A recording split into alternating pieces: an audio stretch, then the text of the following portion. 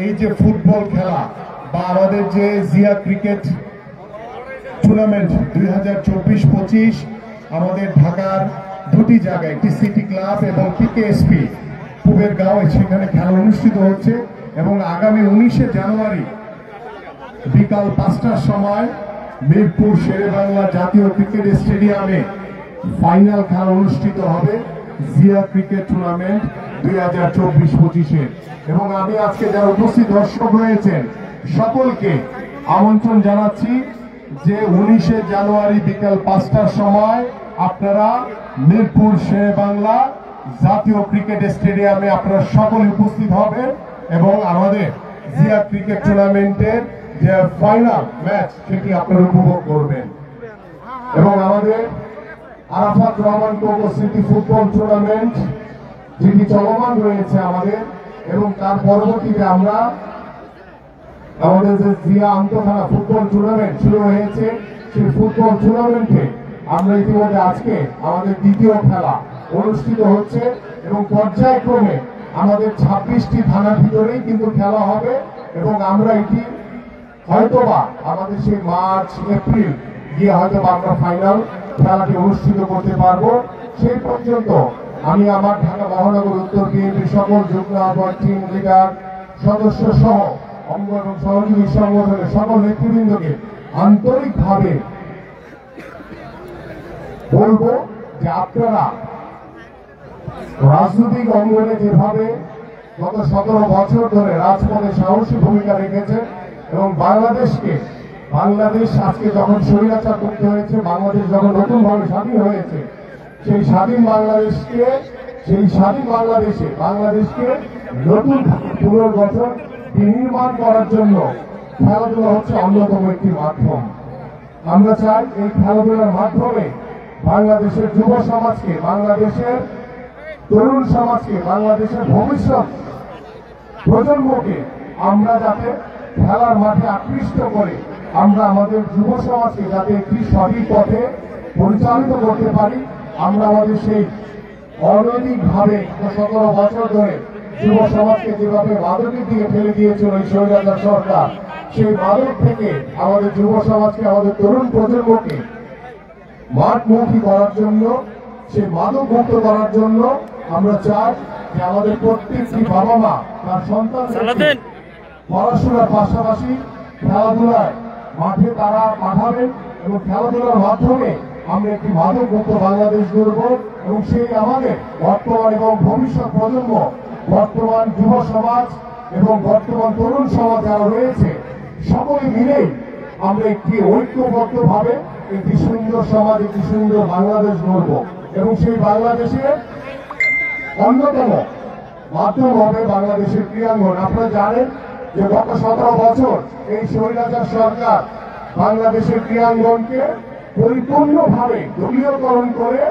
রাজনীতিকরণ কারণে বাংলাদেশের ক্রীড়াঙ্গন ধ্বংসের পথে চলে গেছে। বাংলাদেশের ক্রীড়া পরিষদ বলেন, মন্ত্রণালয় বলেন, সব জায়গাতে দলীয়করণ করে দুর্নীতি করে বাংলাদেশের ক্রীড়াঙ্গন ধ্বংসের পথে চলে গেছে। সেই ধ্বংসস্তূপ ক্রীড়াঙ্গনকে টেনে দেওয়ার জন্য আপনারা জানেন 5ই আগস্টের পর থেকে আমরা জিয়া ক্রিকেট টুর্নামেন্ট, আরাফাত রহমান স্মৃতি ফুটবল টুর্নামেন্ট, জিয়া আন্তঃথানা ফুটবল টুর্নামেন্ট এবং পর্যায়ক্রমে আমাদের সারা বছরের একটি ক্যালেন্ডার আমরা তৈরি করছি বিএনপি ভারপ্রাপ্ত চেয়ারম্যান জনাব তারেক রহমানের নির্দেশনায়। সেই ক্যালেন্ডার অনুযায়ী আমরা সারা বছর আমাদের রাজনৈতিক কর্মকাণ্ডের পাশাপাশি আমাদের খেলাধুলার যে কর্মকাণ্ড রয়েছে সেটাও আমাদের পরিচালিত হতে থাকবে। কারণ আমরা চাই বাংলাদেশকে একটি নতুন ভাবে গড়ে তোলার জন্য, বাংলাদেশকে নতুন চিন্তা নিয়ে আজকে যে বর্তমান যে যুব সমাজ রয়েছে, যে তরুণ সমাজ রয়েছে, তাদের যে নতুন চিন্তা, সেই চিন্তাকে কাজে লাগিয়ে আমরা চাই একটি সুন্দর বাংলাদেশ গড়তে, একটি সুস্থ ধারা রাজনৈতিক পরিবেশ গড়তে, যে বাংলাদেশে ভবিষ্যতে আর কোনোদিন কোনো স্বৈরাচারের জন্ম হবে না। আমরা চাই সেই বাংলাদেশের মাধ্যমে আমরা যাতে একটি ক্রীড়াঙ্গনের বাংলাদেশ, ক্রীড়াঙ্গনের পরিবেশ তৈরি করতে পারি।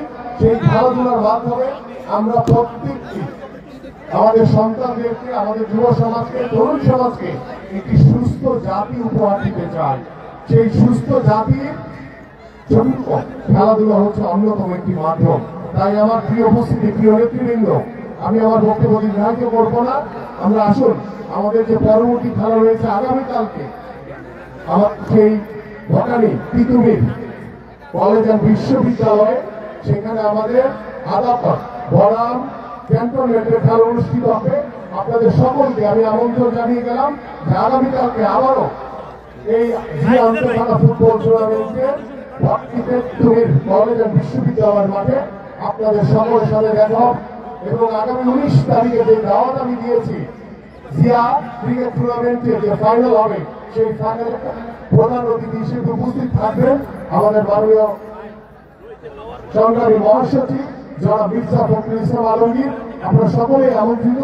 এবং আজকে খেলা শুরু করার জন্য আমি আমাদের যে রেফারি সহ খেলোয়াড়দেরকে অনুরোধ করছি যে আপনারা আপনাদের খেলা শুরু করবেন। বা খেলা শুরু আগে আমাদের দলীয় সঙ্গীতের একটি প্রোগ্রাম রয়েছে, সেই দলীয় সঙ্গীতের পরে ইনশাআল্লাহ আপনারা খেলাটি শুরু করতে পারবেন।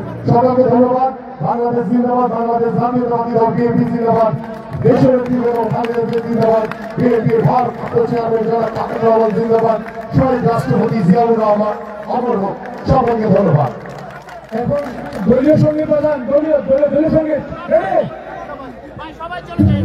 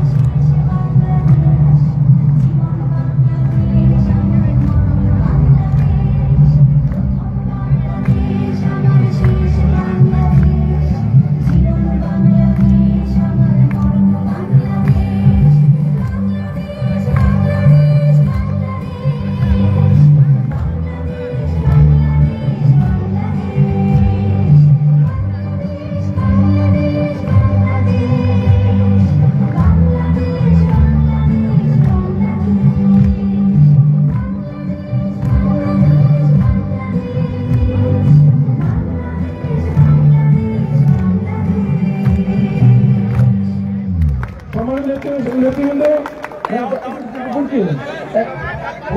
এখন খেলোয়াড়দের সাথে প্রধান অতিথি এবং আমাদের